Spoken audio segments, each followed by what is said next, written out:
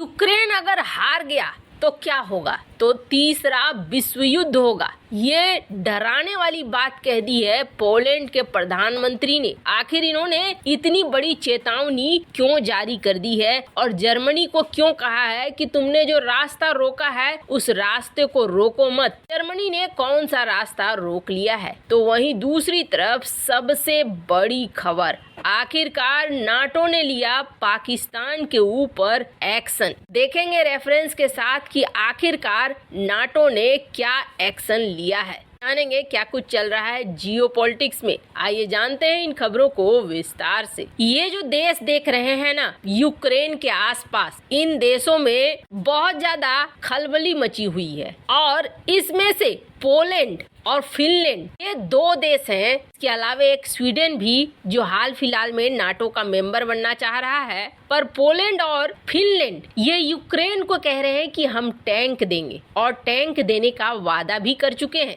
पर यहाँ पर एक मुश्किल है और वो मुश्किल क्या है? वो मुश्किल ये है कि जर्मनी ने रास्ता रोक कर रखा हुआ है। इस टैंक को ये देने की बात कर रहे हैं। हालांकि ये लियोपार्ड टैंक है और इनमें कुल संख्या है 110 की, जिसमें से 88 पुराने लियोपार्ड 1 है और इनको आधुनिक बनाने के लिए करोड़ों यूरो खर्च करने होंगे। फिर भी पूरा 1 साल लग जाएगा, तब ये टैंक बनकर तैयार होगा। जर्मनी ने अभी तक आधिकारिक अनुमति नहीं दी है। और इन सब में सबसे ज्यादा बौखलाया हुआ है पोलैंड। पोलैंड को ऐसा लगता है कि अगर अभी हमने नहीं आगे आकर यूक्रेन की मदद की तो भविष्य में बहुत बड़ी समस्या खड़ी हो जाएगी। रूस और यूक्रेन के युद्ध को लेकर पोलैंड के प्रधानमंत्री माटुस मोराविकी ने चेतावनी दी है। उन्होंने कहा है यूक्रेन की हार तीसरे विश्व युद्ध की शुरुआत हो सकती है, इसलिए जर्मनी को लियोपार्ड 2 टैंक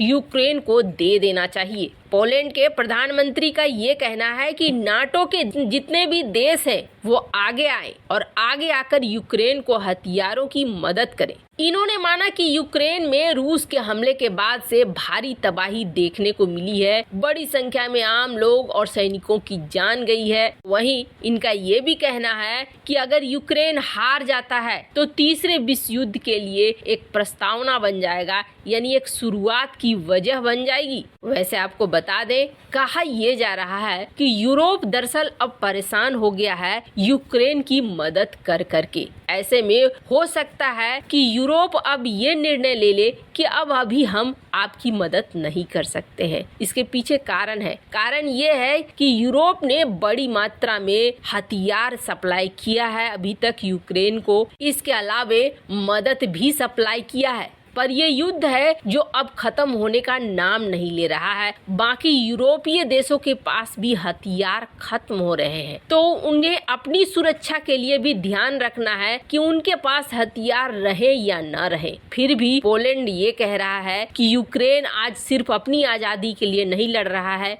बल्कि यूरोप की सुरक्षा के लिए भी लड़ रहा है। बात दरअसल ये है कि इन्हें डर लग रहा है। इन्हें ऐसा लग रहा है आज यूक्रेन का नंबर है और यूक्रेन हार जाता है, यूक्रेन के अधिकांश जमीन पर कब्जा कर लेता है रूस, तो फिर अगला नंबर किसी और देश का होगा, किसी और यूरोपीय देश पोलैंड वगैरह का भी नंबर आ जाएगा। हालांकि रूस इस बार फिर कहा है कि जर्मनी की टैंक कोई काम की नहीं साबित होगी। पर इन सब के बीच में यूक्रेन के रक्षा मंत्री अलेक्सी रेजनिक ने एक बार इंटरव्यू में ये कहा कि उनका देश नाटो के मिशन को पूरा करने के लिए खून बहा रहा है, इसलिए अमेरिका का कर्तव्य है कि अमेरिका हथियारों की आपूर्ति करे। मतलब यूक्रेन इस बात को बहुत अच्छे से समझ रहा है कि वो नाटो के मिशन पर काम कर रहा है। पर इसी पोलैंड पर हाल ही में एक मिसाइल हमला हुआ था। आपको याद होगा जब G7 की समिट चल रही थी, उस वक्त एक मिसाइल गिरा था पोलैंड के ऊपर। हालांकि उस वक्त ये आरोप लग गए थे कि रूस ने इस मिसाइल को दागा है, पर जब पूरी छानबीन हुई तो निकल कर ये सामने आया कि ये हमला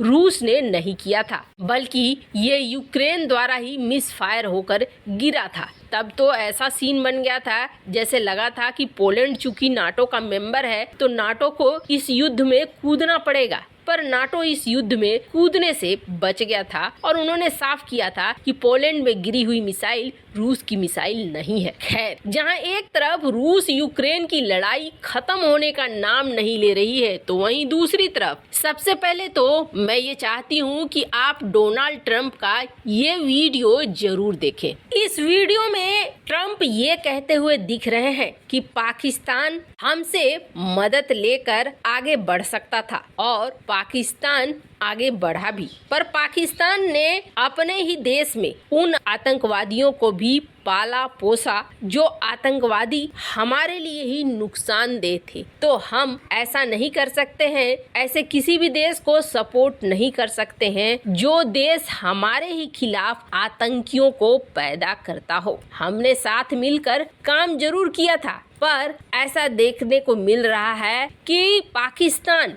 हर दिन एक ऐसे ऑर्गेनाइजेशन को बढ़ावा दे रहा है जो हमारे ही लोगों को मार रहा है। हमने पाकिस्तान को बिलियन और बिलियन डॉलर्स दिए, लेकिन क्या हमने इसलिए दिए क्योंकि पाकिस्तान हमारे लोगों को मरवाने की तैयारी करे? कोई भी ऐसी पार्टनरशिप लंबे समय तक नहीं रख सकती है जो किसी आतंकवादियों का पालन पोषण करे। ये ट्रंप ने कहा था काफी पहले। ट्रंप ने जब इस बात को कहा था तब से ही तलवार लटकनी शुरू हो गई थी पाकिस्तान के ऊपर, और वो तलवार अब जाकर गिरने को तैयार हो गई है। पाकिस्तान शुरुआती दिनों में अपने आप को दुनिया का सबसे महान देश समझता था कि हमने सबको धोखा दिया, सबसे माल कमाया, फिर भी देश हमारे साथ बने रहने के लिए मजबूर है। खैर, अब पाकिस्तान के बारे में आप नहीं जानते हैं तो जान लीजिए। पाकिस्तान नाटो का एक नॉन एलाय मेंबर था, यानी कि नाटो में नहीं होते हुए भी नाटो का एक प्लस मेंबर माना जाता था। और अब अमेरिका के लॉ मेकर ने अमेरिकी संसद में एक बिल सामने लाया है जिसमें पाकिस्तान के डिजिग्नेशन को, यानी पाकिस्तान को नॉन नेटो एलाय से हटाने की बात कही गई। अब पाकिस्तान को नॉन नेटो पद से हटाने की बात चल रही है, लेकिन यहाँ पर भी अमेरिका दो चीजों को देख रहा है। अमेरिका ये देख रहा है कि क्या अफगानिस्तान में हक्कानी नेटवर्क और आईएसआई के सफाए में पाकिस्तान मदद कर सकता है या नहीं कर सकता है। अगर मदद कर सकता है तो हो सकता है इस बिल को लेकर दूसरा राय अपनाए, पर फिलहाल ये बिल इसलिए लाया गया है ताकि इसे हटाया जा सके नाटो मेंबरशिप से। वैसे आपको क्या लगता है, क्या अमेरिका हटाएगा या फिर रहने देगा? कमेंट कर अपनी राय जरूर बताएं। जल्द मिलते हैं अगले वीडियो में नई खबर के साथ।